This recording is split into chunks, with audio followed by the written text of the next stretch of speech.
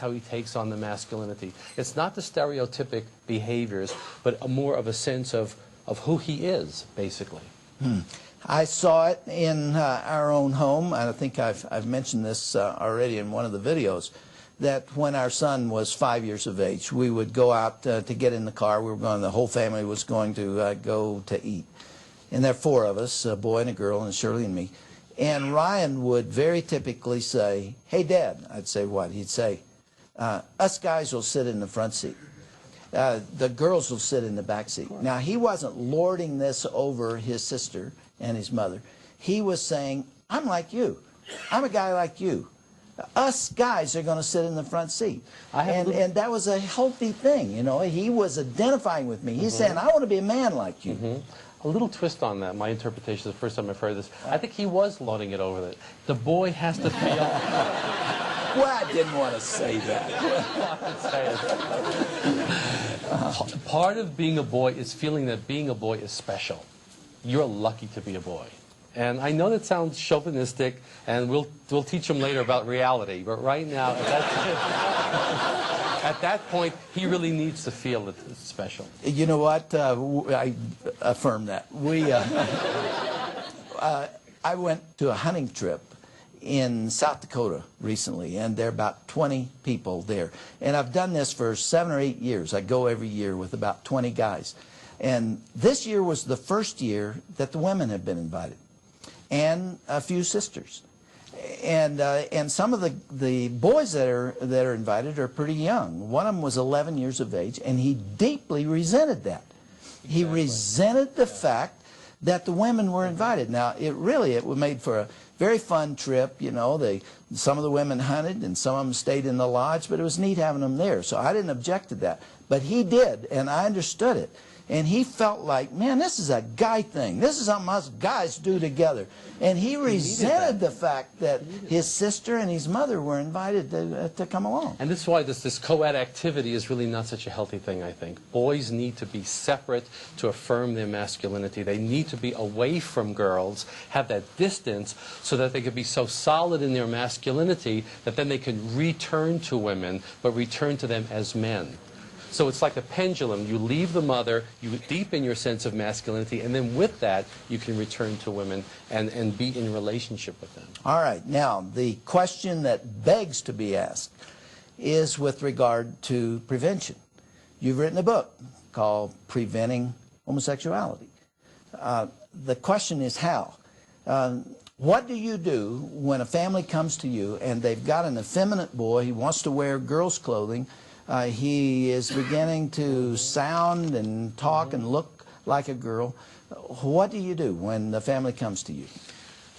First of all, basically what I really wind up doing is telling parents to do what in their gut they want to do. They know there's something wrong with it. They want to take action, but they're intimidated. They're getting mixed messages. They're getting confused messages from the media, from teachers, from other counselors. They're said, "Don't do anything. Your son is gay. If you try to change him, he'll be traumatized," etc., etc. We give the opposite advice. Father, get more involved. Mother, back off. And consistently tell your son he's a boy. And when the boy does something effeminate, you say, "You don't want to do that. That's what girls do, and you're a boy." And being a boy is special. So you're not shaming him. No, you avoid the shaming. Yeah. But you are teaching him that there is something. Being a boy is special, and Mommy and Daddy love you and are happy when you're a boy.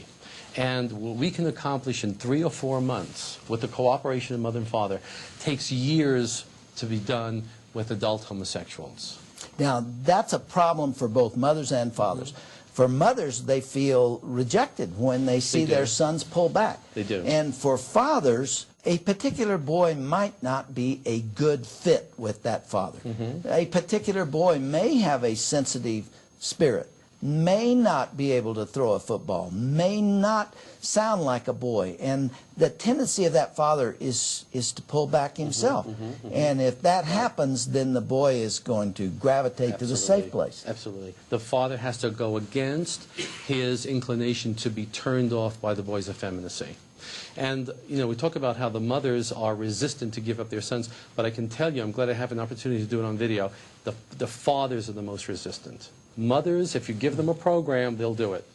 But the fathers are most resistant. They just don't do what they need to do. Why, Joseph? At their personality, or it strikes something inside of themselves, some insecurities or inferiorities or doubts about their own masculinity.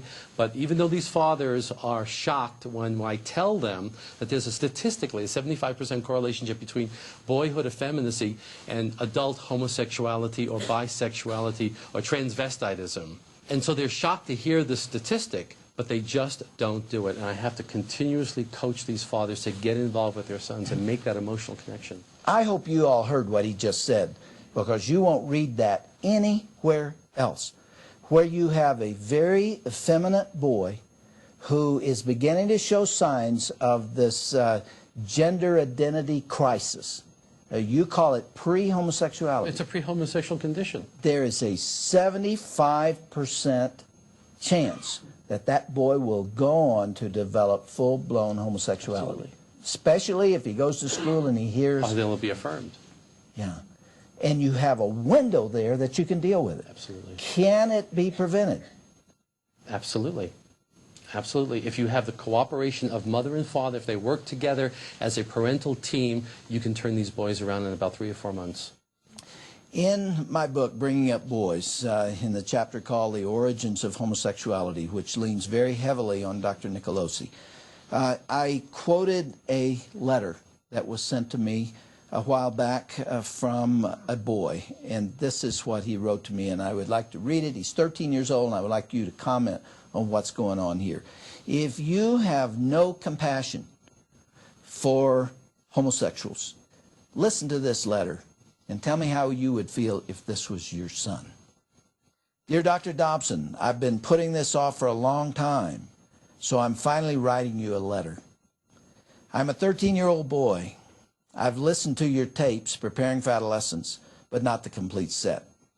I did listen to the one on sex, though. Getting to the point, I don't know if I have a serious problem or one that's passing. All through my life, which is very short, I have acted and I look much more like a girl than a boy. When I was little, I would always wear fingernail polish and dresses and the sort. I also had an older cousin who would take us as little cousins into his room and show us his genitals. I'm afraid I have a little sodomy in me. It was very hard for me to write what I just did. I don't want to be a homosexual, but I'm afraid, very afraid. That was hard to write too. Let me explain further. Through my higher grades in school, I'm in the 7th grade, kids have always called me names, gay, fag, and so on. That seems to go along with it, doesn't it? And made fun of me. It's been hard. I have masturbated, I guess, and gone too far. He then describes some behavior that I won't subject you to. That sounds very bad and looks even worse to read it. I pray that nothing is wrong with me. Very recently, I've done such acts as looking, maybe lusting, at myself in skimpy underwear. Whenever I wear it, I feel like sexual sensation. Yesterday in the bathroom in front of the mirror, I wiggled my body very rapidly, making my genitals bounce up and down. I get a little bit of that feeling mentioned above as I write this. After I did this, I immediately asked God to forgive me. I went into the shower, but did it again there. I prayed more, and I felt very bad. Listen to the conflict that's going on in this boy, and especially with regard to guilt and his relationship with God. I talked with one of my pastors, and I told him at that point that I probably preferred a man's body over a woman. Now, that was hard to say. He said he didn't think anything was wrong with me. I don't know how else to say it. He apparently thought it was passing. But I felt very badly, and I want to know why. The pastor mentioned above is one that I go to for advice very often. I have been baptized, and I'm well liked in church, I think. I'm afraid that if I'm not straight, that's much easier to write. I will go to hell. I don't want to be not straight. I don't try to be not straight. I love God, and I want to go to heaven. If something is wrong with me, I want to get rid of it. Please help me. Mark. What agony at 13 years of age. So painful. Now, his pastor told him that it's just passing. Of course, That's because he didn't know what else to advice. say. Yeah. And he didn't know what else to say because we're not training pastors and we're not training counselors what to say. They just don't know what to say. What would you have said to him if he'd come to you? Well, first of all, you hear the pain. I tell clients when they come in, your problem is not your homosexuality. Homosexuality is not about sex. Homosexuality is about a deep sense of pain, a deep sense of alienation. This is a very lonely, suffering kid. Where are his parents? That's the first thing that came to my mind when he was putting the nail polish on. So there's an emotional pain. And sex is used to cover up the pain of alienation, the pain of feeling different, the pain of feeling weak. And I really, when I do this work, we get to shift away from homosexuality and focus on the pain. And the pain is not belonging, not feeling connected. That's why it's not a sexual problem, it's a gender problem, it's an identity problem. Well, if his parents had read the literature that's out there today or had watched television, they would have believed, first of all, that this was a genetic difficulty, and secondly, that if they didn't encourage it, that they would warp him forever. Well, we're seeing the benefits of this sort of parenting. I mean, the kid is still unhappy. Could you have helped that 13-year-old? Oh, definitely. Definitely. Sure. Okay. And to show him, first of all, again, that it's about that sense of pain and alienation that's your real problem. We talked earlier about pre-homosexuality. In your book, which I've quoted here, you said there are 5 characteristics that parents need to look for in that condition. And then if they see those characteristics, they really need to address them and get help from somebody who understands what you have talked about. Number 1, repeatedly stated desire to be or insistence that he or she is the other sex. 2, in boys, preference for cross-dressing or simulating female attire, and in girls, insisting on wearing only stereotypical masculine clothing.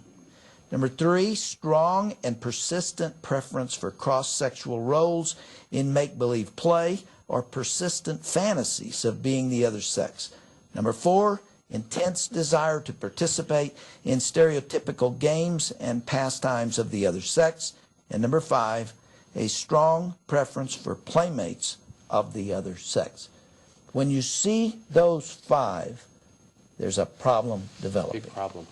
In fact, you can have a problem without that graphic, even more subtle, you can have a problem. I put out the very graphic signs for parents to pay attention to. And when you see those 5, there's a 75% chance If you do nothing, that he if will... you do nothing, he will go on to become homosexual. That's why we call it a pre-homosexual child. Yeah. What else do you want to tell us with the remaining moments? Anything you want to suggest to parents and grandparents who are here? This is something not known. It's not understood. I mean, this is new information in the culture. It's not out there. And yet, you have a lifetime of experience to document it. Yeah. Well, another thing I would just say is if there's any doubts that homosexuality, the gay lifestyle is normal and natural, I can tell you we've done the research, our organization has done the research. There is much more pathology, much more self-defeating, self-destructive, maladaptive behaviors in people who label themselves gay compared to heterosexuals. In terms of sexual activities, drug abuse, alcohol abuse, we can go on and on and on. We did a big study, and it really has a lot of unhappiness associated with it. Joseph, in your work as a clinical psychologist, it must be very, very gratifying to deal with somebody like John or Mike or the others who have been heavily into the homosexual lifestyle, to come up and out of that and to be whole again. And especially to introduce them to Jesus Christ. And especially to be told by the American Psychiatric Association that you can't do this. Yeah. And we're doing it. That's right. They have actually tried to pass regulations. Exactly. Well, what I do every day, and therapists like me do, is against the American Psychiatric Association. And the American Psychological And the American Association. Psychological Association is also. Yeah, under heavy